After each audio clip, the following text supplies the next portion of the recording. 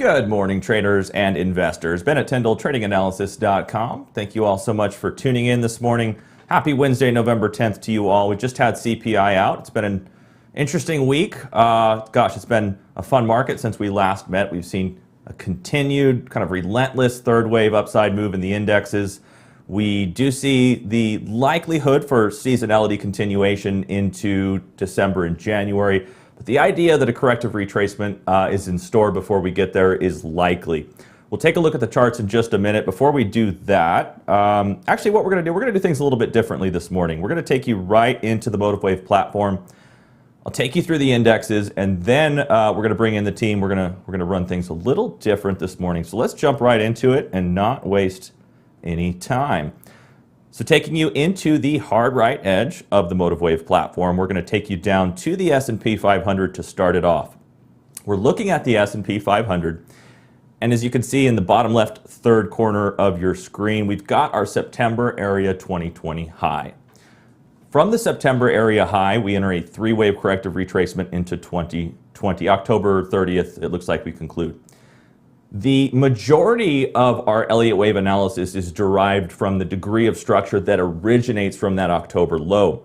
And what we have there is a higher conviction structure that kind of separates yourself from the subjectivity of the count from the COVID lows. We know there are multiple valid interpretations, but when you can begin pairing your corrective structures in price and time, and you see guidelines and rules beginning to be followed, it increases your conviction level. And what we feel is underway here specifically for the markets is the idea that in fact we are ultimately melting higher towards that 5,000 area S&P upside objective. We all know the Fed just began bond purchase tapering, and we are expecting mid-2022 to late 2022 rate hikes. That's where we see the possibility for a larger corrective move. But in the meantime, we're going to continue to stick on the long side of the trend. So looking at the daily chart of the S&P 500, coming back to the October area lows, yet again, a garden variety three-wave corrective retracement. It ultimately demonstrated equality to the March corrective retracement. So essentially, a correction that happened for the indexes back in March, between February 16th and March 4th, this correction was of significance as we came off of the September area highs in the index. We're now up against what we refer to as the 243 Elliott Wave trend channel. And simply put, when you use our trend channeling technique or the Elliott Wave trend channeling technique in combination with your Fibonacci upside projections, it starts to identify areas of resistance that one should be aware of and could potentially pose, set up the indexes for a bit of a corrective retracement. So last week we talked about the fact that the third wave upside move had exhausted the 1618 projection of wave one. We've pushed through the 200% and we're up against the 2618. As you can see, or as you saw out of the open in the bottom left third of your screen, futures markets are moving lower. We're up against that Elliott Wave trend channel currently, and we do have what can be counted as a completed five-wave structure. So allow me to take you off the daily chart really quickly. We'll get to the hard right edge of the 30-minute chart. So looking at the 30-minute chart here, while there is the possibility we ultimately move higher and retest that upside trend line resistance prior to entering the corrective retracement, this we feel is the next largest move in the indexes. Are we bearish? Absolutely not. A corrective retracement will only serve to reset technical indicators for continuation, in our opinion. So the question now becomes, is this going to be a larger wave 2, or alternatively, as we discussed last week, will this be a wave 4? I don't think we have the answer just yet. If we take a look at the sector, the S&P sectors and how the pattern developments are unfolding there is evidence to suggest that perhaps it will be a wave 2 corrective retracement, but we feel that's going to be a fantastic place to get on board. So much of the 2021 rally was really supported by the FANGs and many of the index heavyweights, as we like to refer to them as. More recently, and as we looked at back in April and May and into June, we started to see the makings for a breakout to the upside in mid caps and small caps. And so Market breadth is increasing. If I take a look at our put-call ratio here in the New York Stock Exchange, this is a particular market internal that we often utilize as a contrarian indicator.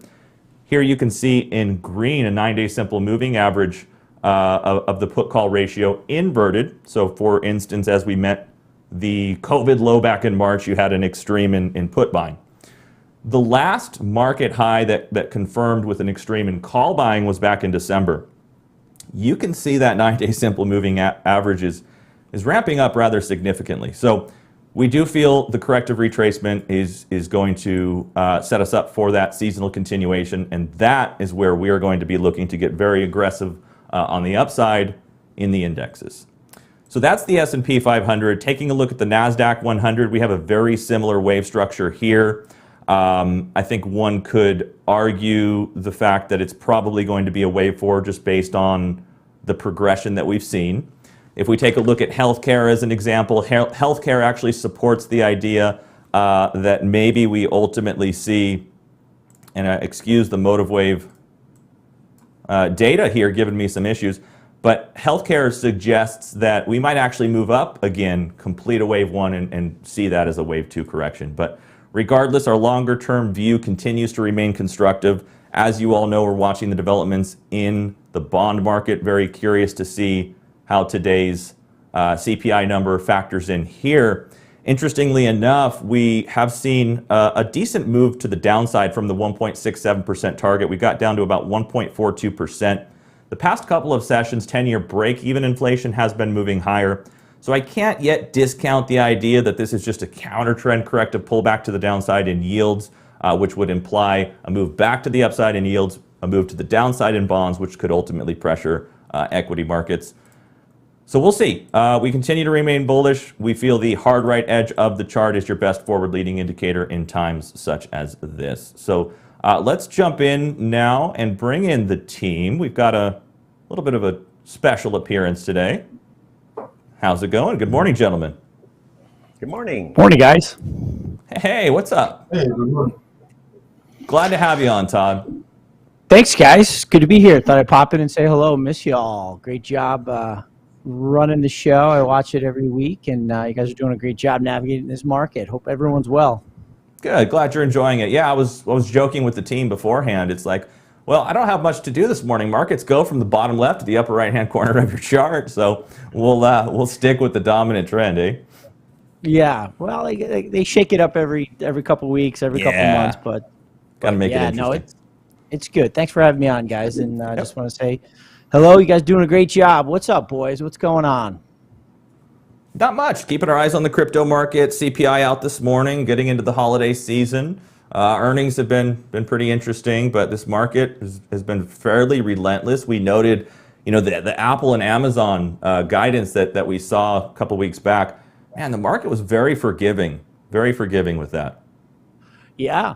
No, it's been unbelievable. I think it's earnings just continue to every quarter just set new records. It's unbelievable. Expectations are high. They try to guide lower. They ultimately beat, and markets continue to go higher. So this inflation number was interesting. So boy, I just looking at some of the 5 and 10-year break evens on where we are with the tips. 6.22 on the CPI year over year, and core was 4.58. It's pretty unbelievable. So, I think the big question is, rates are, is the Fed's hand going to be forced to raise rates? We've watched that Fed rate calculator forever, and they price in a rate hike, and as the reality, inevitability of the Fed having to raise rates gets closer, somehow they push it back down. So I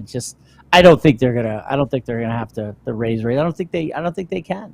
I don't think they will. I think the market will get hammered. So I don't know. What do you guys think? I agree. It's kind of a under promise, over deliver market, in terms of earnings. And in regard to inflation, we were looking at how the market is pricing in the probability of rate hikes into next year. And what we noted with our clients last night, in March, we actually saw the probability of an increase to quarter basis to a half a point tick up, but then you go out to June and it's going down. So it's been all over the place, and a little bit of a difficult read on that side for sure. Yeah, yeah. Yeah, it's good. It's good. Yeah, I think they started to price in, I think you said May, June, and then July, the last I checked. I got to see what happens here, but this is a pretty interesting reaction here. Gold moving up pretty sharply, up 1.3. I just going to kind of just take you through that quickly, just update you too on the money management side. Working really hard behind the scenes. We're up. October was our first month, and those of you who don't know, I've been stepping away from trading analysis to launch the wealth management business. Bennett is now CEO of trading analysis. We're making that transition over. Has done a great job, and I've been quiet just to understand the regulatory environment. You know, how much I can be involved, but the idea is to have both companies running. So just know that trading analysis is it's been my baby for a decade, and you know, it's going to live on and exist side by side by the wealth management business. So that's what's going on there. But great first month, clients on board. I brought a partner on who's a CPA and a CFP to help on the financial planning and strategy side. He's awesome. So all is well, guys. I'm psyched. Sounds good, man. So you want to jump in and grab the screen real quick and take them through? Sure. Let's see. I am. Oh, okay. Yeah. Flip me over if you're. Whoa! Give me a second. There we go. You've been away so long. I'm pressing the wrong buttons, Todd. So long. I'm just giving you a bad time. Here you go. Take it away. Okay. Yeah. So here's the CPI. This is the headline going back to the 20s. The one thing, you know, it's on Y charts here. You can't really do trend lines, but I can't help but bring out my old technical analysis and want to throw a trend line across the top of this. So I think it's about 6.5, 7 year over year is when we start to break the downtrend line. But relative to what we've seen, spikes here, even pre-credit crisis, 2007. This was actually during the 87 move, which is pretty interesting, the CPI.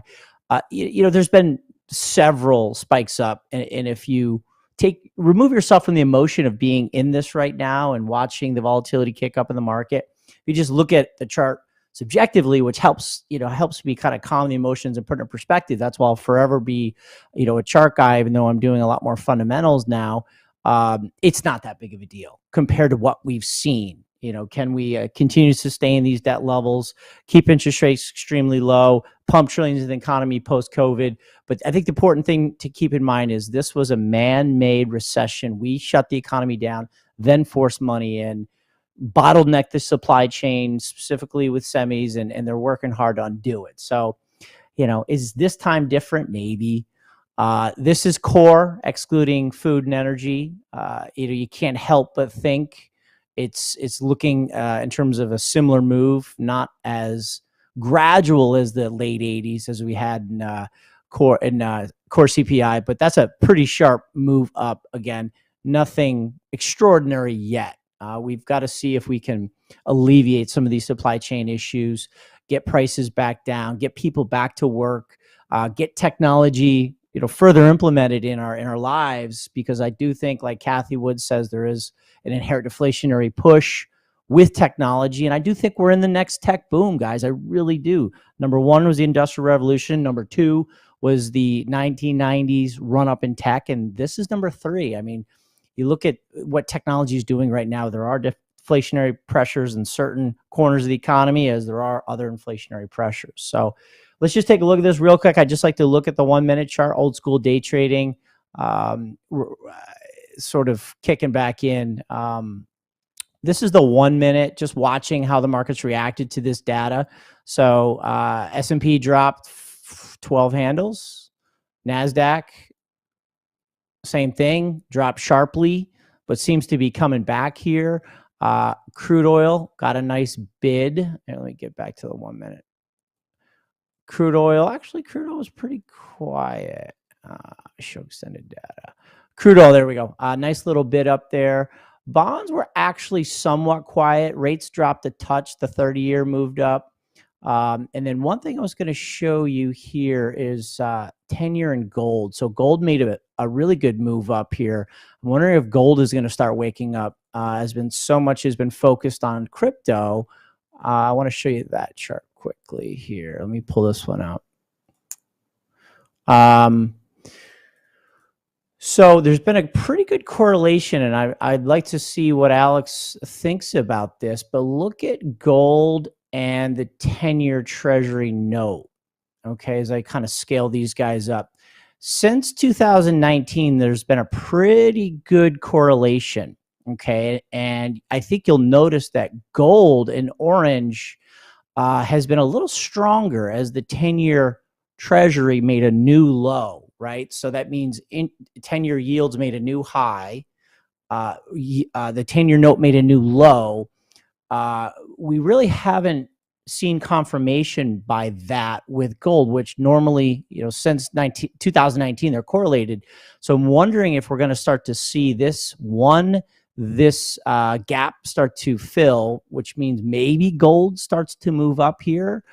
Bringing treasuries up, yields back down, which again will end sort of this, this fear that we're going to have runaway bond yields with somewhat stagnant growth, which I don't agree that we're in a stagnant growth phase. I don't agree with the stagflationary theory. So, maybe we are going to see a little bit of a move up in gold, but I do believe this spike up in longer dated rates, the long end of the yield curve, is going to subside. Okay, we're getting a flattening of the yield curve. So if shorter term rates aren't going anywhere, but longer term rates are dropping, the yield curve is flattening.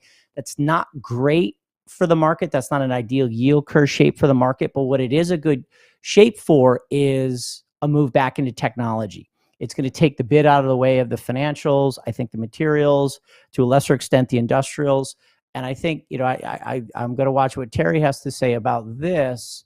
But if you look at this chart, I did this in my YouTube video last week. You look at growth versus yield.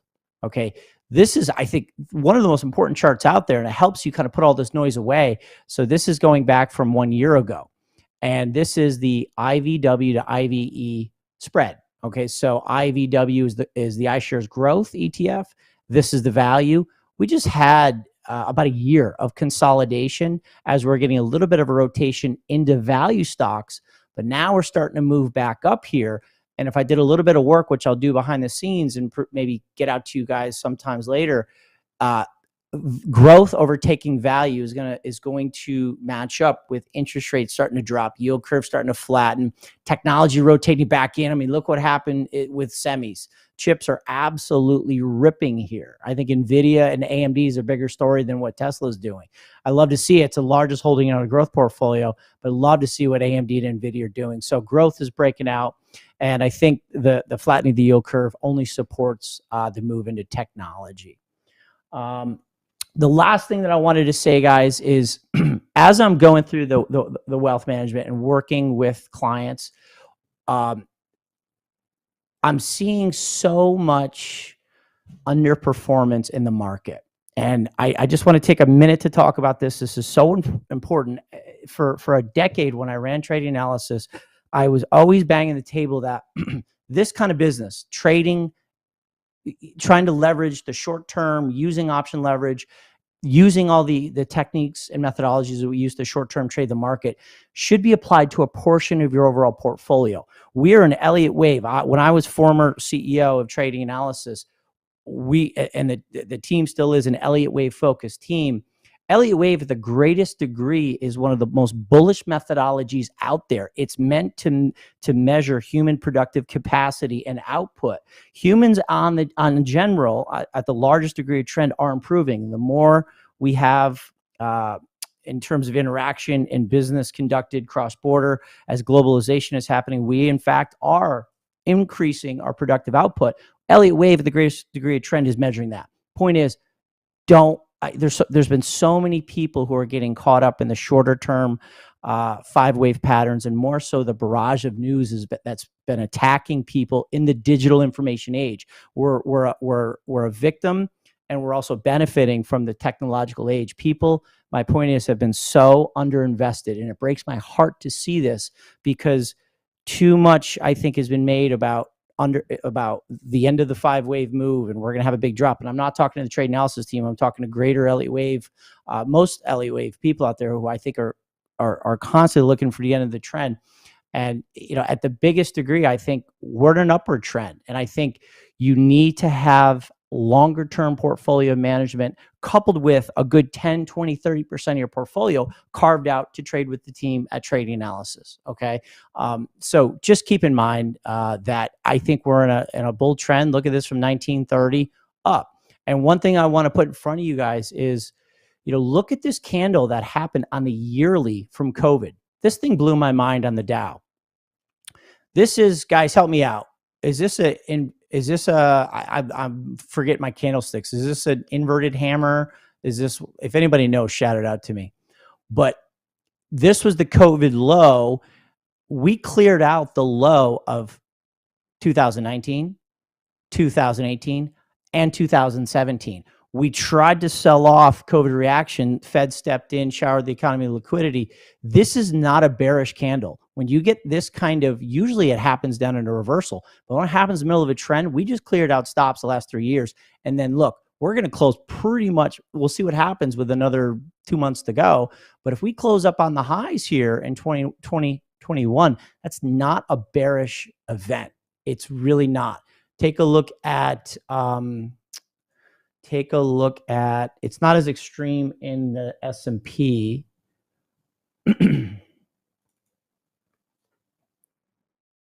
It's pretty good though. We cleared out the lows of 19 and 18, and actually we did get 17 as well in the S&P. That's pretty impressive. NASDAQ was not as extreme because the tail wasn't as deep, not even close actually. We barely even made the lows in 19. So obviously a lot more strength there. But in terms of the other markets, I take that as a very bullish continuation. And I'll turn it back to the team. But again, just make sure you know what you're doing with your portfolio. There's been, I've been fully invested in tech. I have unbelievable gains just by being long technology. Our growth portfolio is very focused on obviously the sectors that are performing well. Trade with a percent of your money, guys, but don't sit there and cash and second guess this market all the time. This is what trade analysis is for, to hedge the volatility that, we see. And, a 5 and 8 and 10% correction can seem catastrophic. But in the grand scheme of the scope of the bull market we're in and the money that can be made, if you're long this market properly guided, it's something that I really want you to think about. Okay. Thanks for having me, guys. I just want to stop in and say hi. Much appreciated. Thank you so much for joining us. I love that, bringing us back into that long-term perspective, parallel uptrend channel, Todd. I mean, in the larger scheme of things, we're in a tremendous bull market. So don't second guess it. And that's why, long-term investors with the right money manager, your money's going to grow. When you're ready for retirement, you're going to enjoy those. You're going to enjoy the returns that you get from that. So, thank you exactly. So many people, Terry. I think and I'm sorry to. It's just been amazing meeting our clients, TA team. Like, one of the biggest mistakes that I made running trade analysis was not getting to know each guy that comes in and out. I mean, trade analysis and the nature of the trading business is very revolving door, in and out. You don't get to know people. The people who come to trade analysis and gravitate to your style of analysis are smart. I mean, the clients that we have at the wealth management business, like, definitely smarter than me, for sure. Terry, I don't know about you. You're up there. But it's just the kind of people that gravitate towards us, and I'm talking to you as a team. This is a pep talk I should have offline, not on YouTube, but it's people who are constantly outguessing, always thinking, always being analytical. Sometimes that works against you. With the trillions that in response to COVID, and everyone's saying the dollar destroyed, inflation's going to run away. I've been listening to this since the first QE in 2008, and the dollar's gotten stronger. So, you look at what China's going through. They're going through a kind of a huge social mandate change. They're really, I believe they're trying to kind of change their place in the global trade. So I think they're equity markets are not going to be investable for a while. The U.S. outperformance is going to continue. Europe, no thanks. There's no other markets right now, and there will be a mean reversion when the rest of the world will catch up. But right now, the U.S. is the game in town, and that's where you need to be invested in. It's amazing what technology is doing, to us right now. It's a really cool time. Mm-hmm. Go ahead, Terry. Sorry. I was just going to say, the U.S., I'm sorry to interrupt you. The U.S. is definitely the center of the technological growth, right? So, I mean, manufacturing, yes, China, Asia, they've got the manufacturing because they could do it for cheaper labor, but we've been importing we have our own internal knowledge base, but we do import a lot of smart people from around the world, and they come to Silicon Valley, and now we've got, what do you call it, the domain over in Austin? Texas has got its Silicon Hills. Silicon Hill, right? So, that we have many places in the U.S. that are growing that technology, and I'm with you on that. Growth over value for the upcoming term looks like there's plenty of opportunities. The infrastructure bill got passed and signed, so that's going to give a boost, I think, temporarily to some of the industrial materials sectors. So you're going to get some value play out of that. But you talked about the flattening of the yield curve. Actually, I think what that's going to end up doing is hurting financials long term, because that's going to narrow their margins, right? So banks' assets are in loans, right? So think about it. If the long-term interest rates and the short-term interest rates are inverted or even flattened, then that's going to put a lot of pressure on bank earnings, I think. So we've seen a really good push in financials, but I'm actually starting to think I think it's time to start thinning the herd in my financial portfolio. So, agreed with that. It's it's in Alex's corner with decentralized finance and everything, the attention that crypto is gaining, and not getting political at all, but I would say I think in 2016 we swang really far to the right. I think in the last couple of years we overcorrected. The country went very far left, and I think we tried that. And I think we're starting to see the results of the elections. We don't want to go that far left. And I think I have a feeling, I'm optimistic that we're kind of starting to moderate here a little bit, which I think is a good thing. I really hope. I know we've been swinging so far back and forth. I think some stability is very much needed, and I feel like that might be coming. Not a political conversation. Would you agree with that, guys, or no? It's a tricky environment. It's a tricky environment for sure. Terry's quiet. We're certainly not going to get political, but I'm going to say that I think it. You brought up the point earlier, and then I'm going to say, I think it's very. I find it comforting that the Fed has actually been very disciplined in holding back on the rate cuts, and the total opposite happened back in 1999 and 2000 with Alan Greenspan. Knee-jerk reaction. This is my opinion speaking here, okay? My opinion was the knee-jerk reaction that Alan Greenspan had to the irrational exuberance that he thought was happening when we had the dot-com boom. And he kept raising the interest rates, thinking that as soon as he raised the interest rates, he'd see something happen. And so nothing happened. A month later, he'd raise it another 0.5%. Nothing happened. He'd raise it another 0.5%. So he didn't wait for the reaction time of those changes, and he built so many changes up. Then he collapsed the market in 2000, and then guess what he had to do?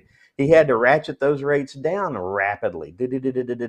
I think it's excellent that the Fed is precipitated the housing bubble. What they're going to do. They're going to hold off on the rate cuts. They're doing the tapering. As long as the Fed tells the market what is happening and they don't give any surprises, the market's happy, right? The market just hates surprises.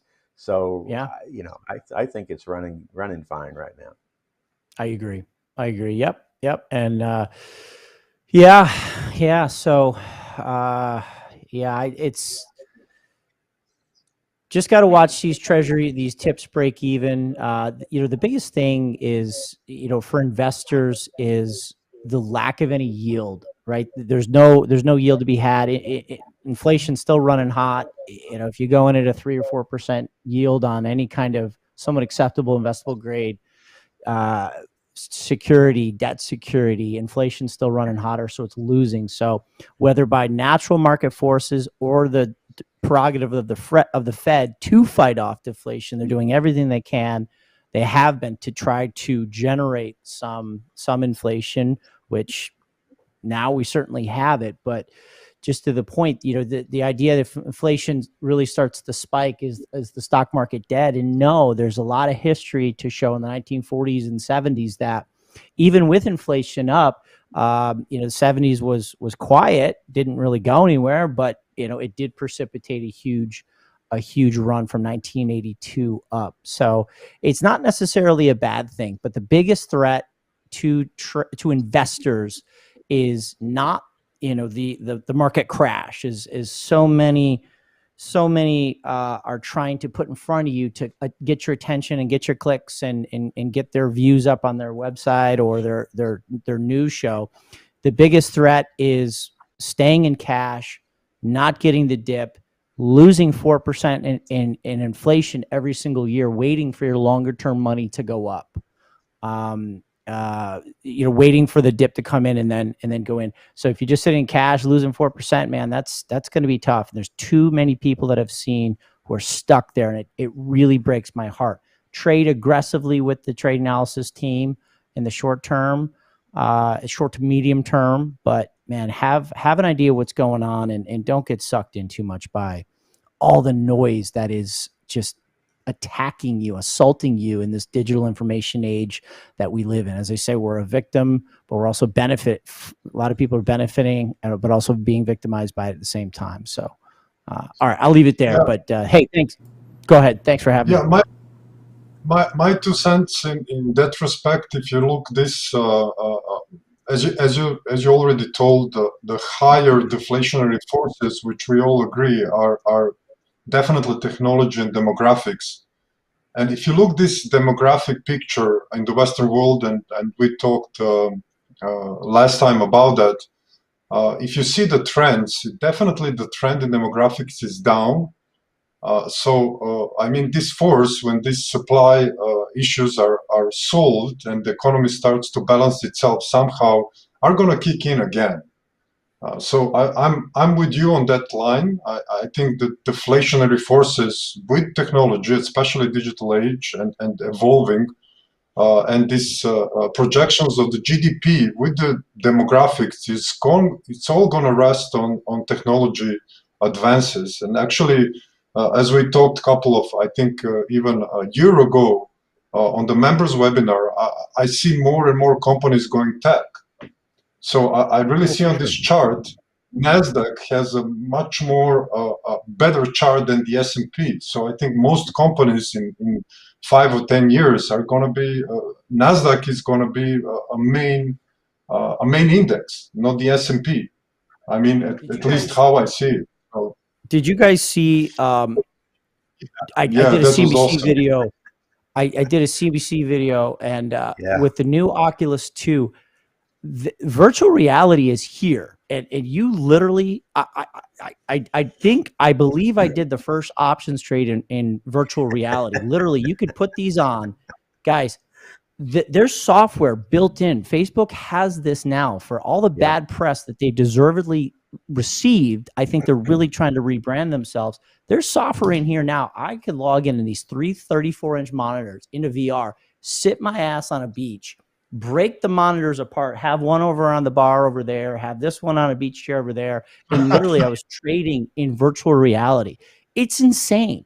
There is the technology now where you can put these things on, and we as a team, we can literally just look at each other, sit in a conference room, look at a computer. We can exist in virtual reality now.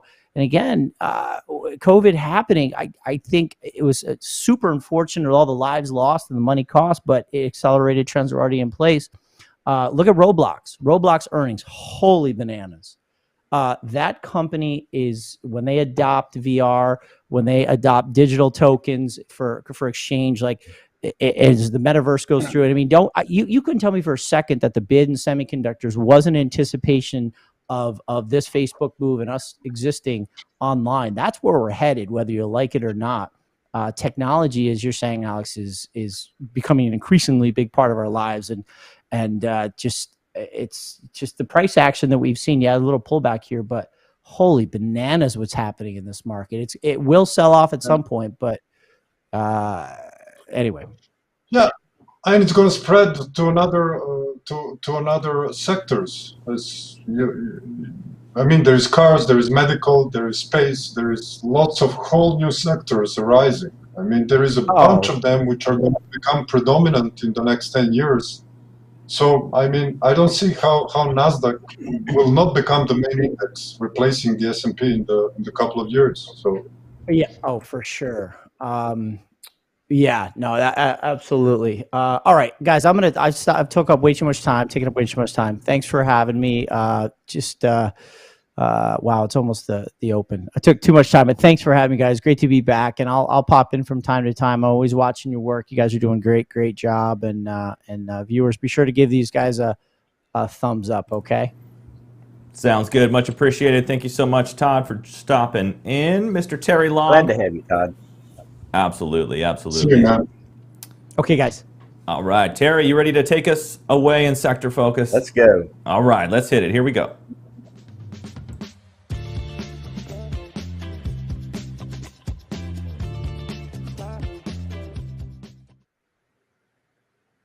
Hello, traders. I'm Terry Long at tradinganalysis.com with your weekly sector focus. Now, markets continued to melt higher last week with some individual stocks seeing some exceptional weekly gains.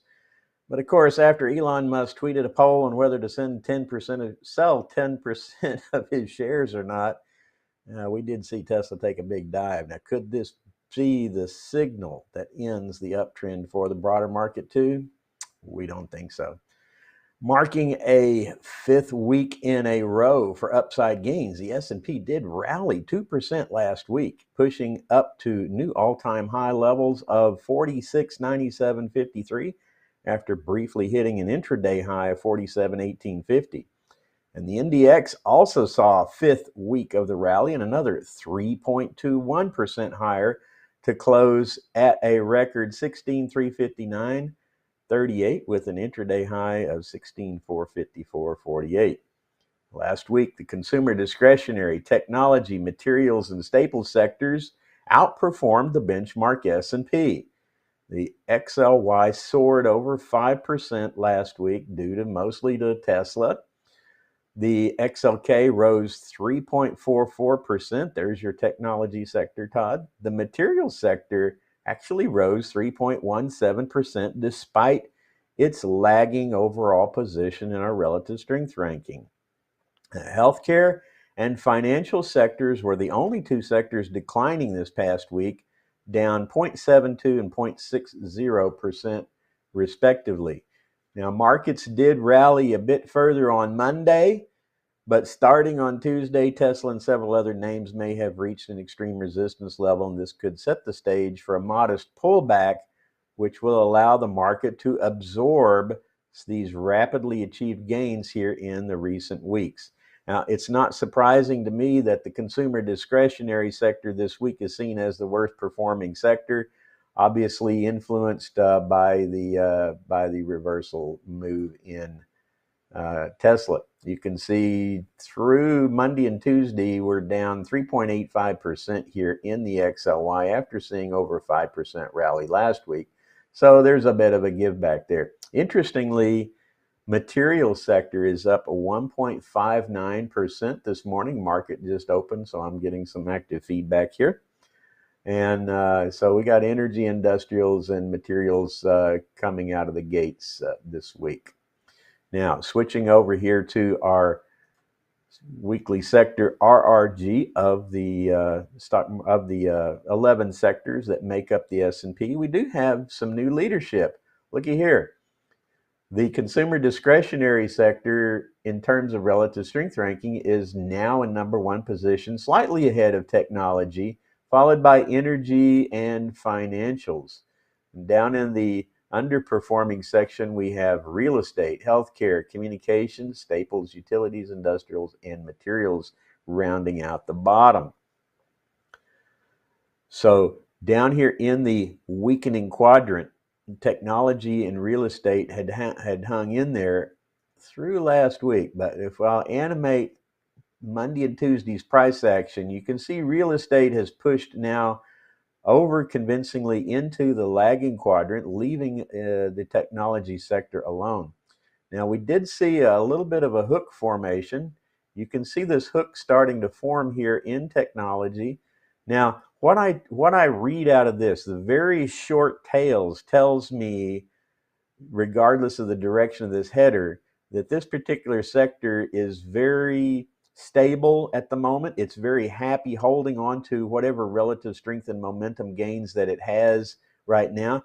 So a different perspective from that, look at the acceleration here in the consumer discretionary sector, which has rapidly, after we identified it as improving back here in early October, we've seen the push rapidly up here now into the leading quadrant.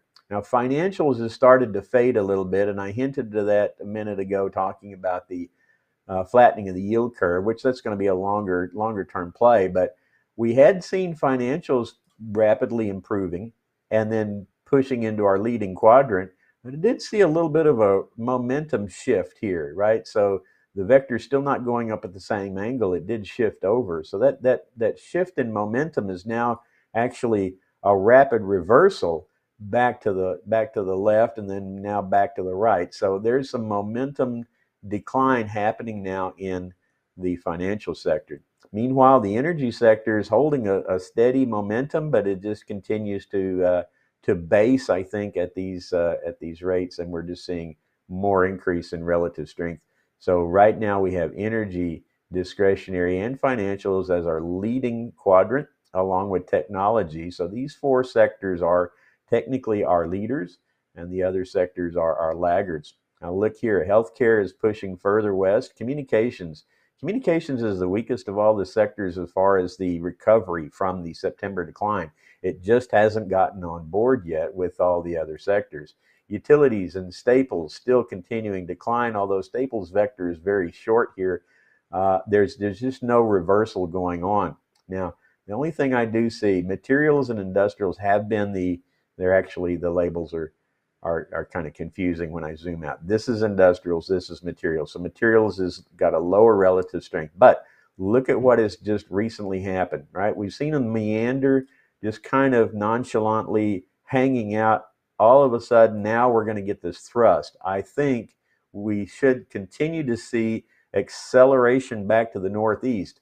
I'm going to start looking at individual stocks inside the materials and the industrial sectors to add to my portfolio this week. So I'm going to cut it short there, Bennett, and give a little bit of time here for Alex. Thank you, guys. Much appreciated, Terry. Excellent work as always. Yeah, very curious to see where that hook takes us in tech, and kind of the opposite of what you're seeing in the XLF there. So excellent work as always. Let's go ahead and get Alex set up. We'll pass you the presenter mode. He'll take you through his macro scene. He's going to hold off on the crypto analysis. If you are interested in crypto-specific coverage, please join us tomorrow morning, 9 a.m. right here on the Trading Analysis YouTube channel for Crypto Lab. All right, Alex, you ready to take it away? Yeah, let's go. All right, here we go.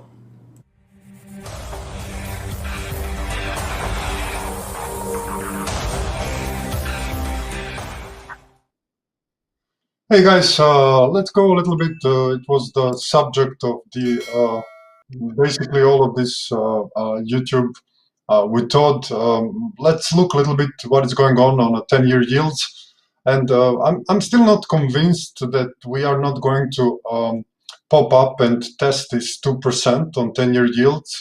We are technically still holding the levels of support here. I would not like to see we go below this 1.33 because that will invalidate immediate wave count, maybe turn this into a triangle or some other pattern. So I think we are at the crucial levels here, and for this outlook, I would like to see yields maybe popping up a little bit, test this 1.7 and then this 2% where we're going to reach equality between this A, B, and C on the upside. So switching to European price, this is the 10-year Bund price. I use price just because the wave count is a little bit clearer than in yields. They obviously work opposite as the price goes down and up and yields move in the same manner.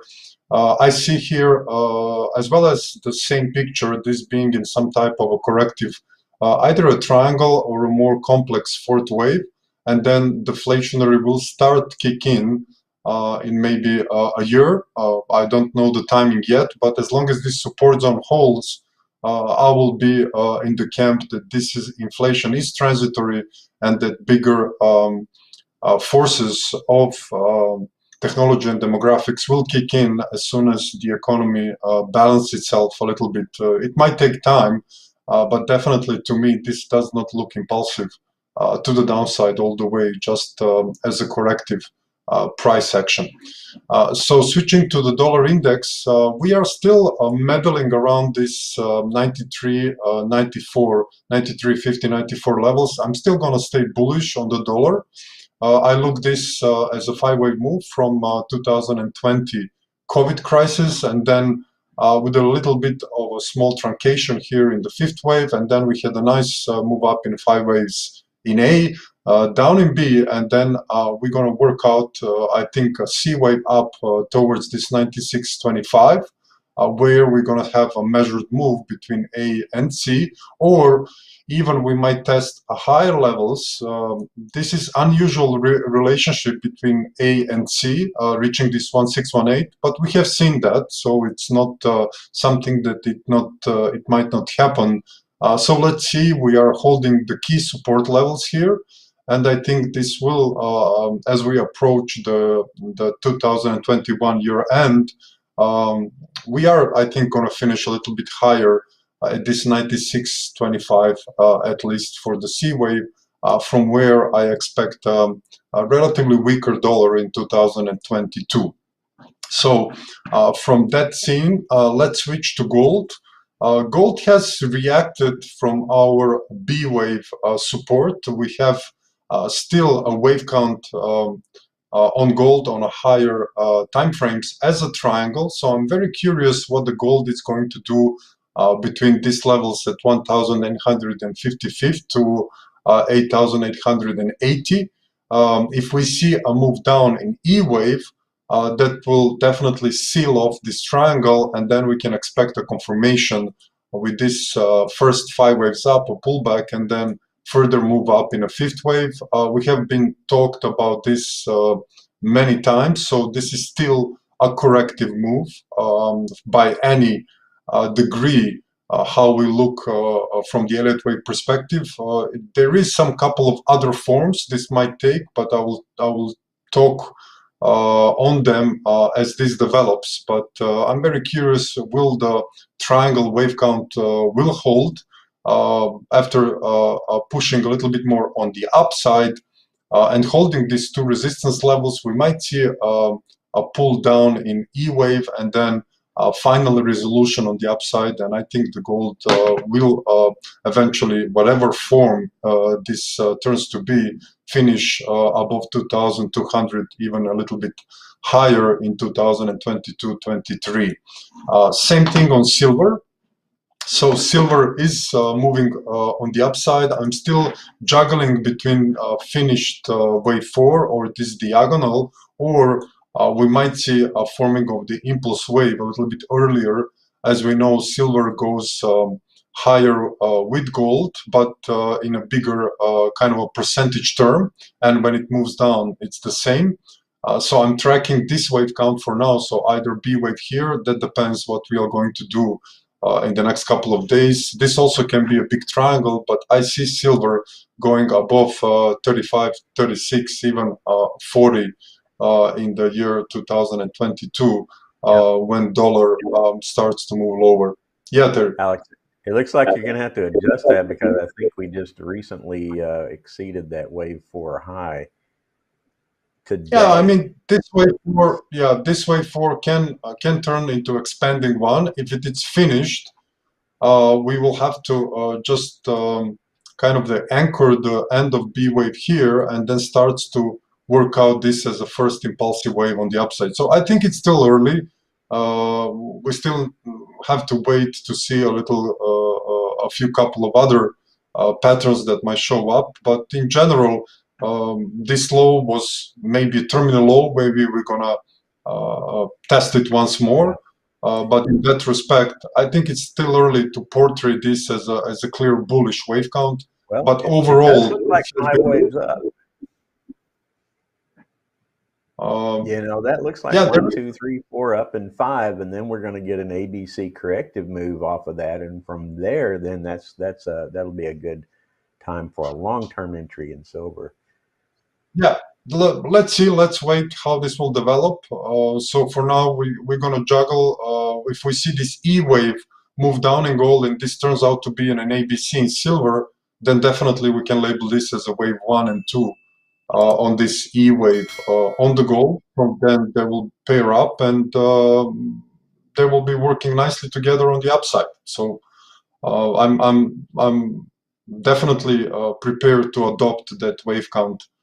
Counting this in 5 waves, I'm just curious to see how this pullback will work out. So I think that will be resolved until next Wednesday, or the Wednesdays we have in a second week, so where we can track this down more precisely.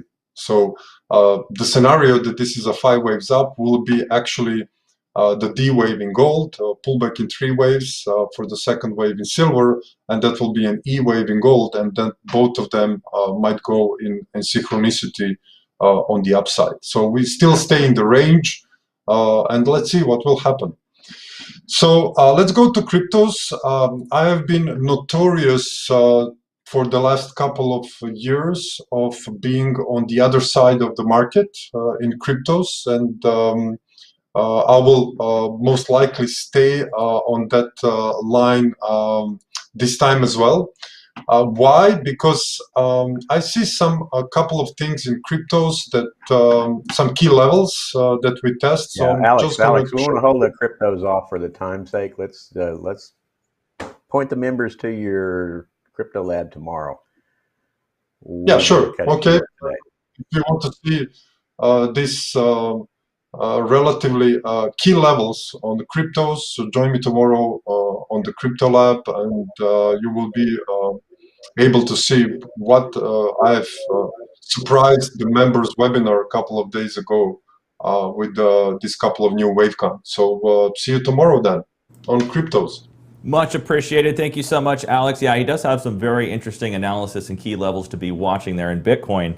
So be sure to join tomorrow morning, 9 a.m. right here on the Trading Analysis YouTube channel.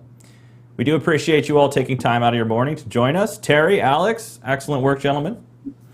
Any final words of wisdom before we let them get out of here and enjoy the rest of their morning? Glad to have it. If you're looking for a long-term money manager, check Todd out at InsideEdge.com. Yeah, it's Inside Edge Capital. Sorry, yeah, I didn't get that right. I'll drop some information in the chat. Currently in the soft launch, you'll be seeing a lot more on the public launch here very soon. So stay posted. Glad to have them in, and we're looking forward to having them back. So see you guys next week. Sounds good. You guys be safe. We'll keep our eyes on the market. Speaking of gold, Alex, right when that CPI number hit, we ripped straight up to 1870. We've been on a pretty nice ramp higher here. Ultimately, that could prove to be simply the C of D wave of that wave 4 triangle that he was looking at. We get another move back to trendline support, and things could get interesting from there. All right, sounds good. We appreciate it, and we'll be back. See you tomorrow morning, Alex and members. We will see you in about 15 minutes. All right. See you guys. Take care. Have a good one.